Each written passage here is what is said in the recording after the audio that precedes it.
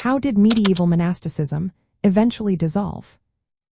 Imagine a world where monks dedicated their lives to prayer, work, and community service, shaping medieval Europe's culture and religion.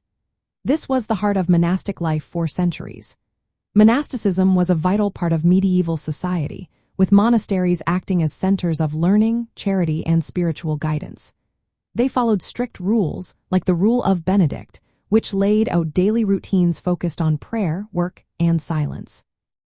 These communities helped preserve classical knowledge and provided social services like caring for the sick and poor. But over time, many things started to change. External threats like Viking raids in the late 8th century caused chaos, destroying many monasteries and forcing monks to flee or rebuild. As the centuries went on, some monks began to own property, marry, or ignore their vows, which weakened their spiritual authority and reputation. This internal laxity made it easier for critics to question their role in society. Efforts to reform monastic life appeared in the 10th century. Leaders like Dunstan, Ethelwold, and Oswald pushed for stricter discipline, enforcing celibacy and cloistered living. These reforms gained support from kings like King Edgar, but they often faced setbacks due to invasions, political instability, and competing interests. By the 14th and 15th centuries, the Church faced a crisis. The Avignon Papacy and the Great Schism created doubts about Church authority. Meanwhile, new orders like the Franciscans and Dominicans focused on preaching in towns, making traditional monasteries seem less relevant.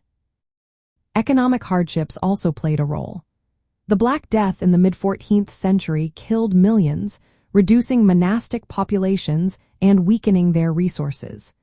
Changing attitudes toward wealth and property ownership made monasteries less appealing as spiritual centers.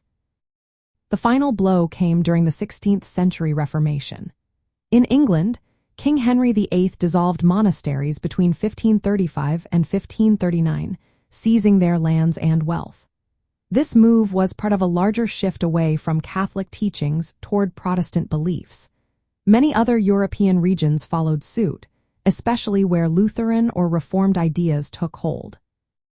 While some monasteries in Catholic countries persisted, they often transformed or became less influential. Resistance to dissolution existed in some areas, but political and religious upheavals largely ended the era of medieval monasticism.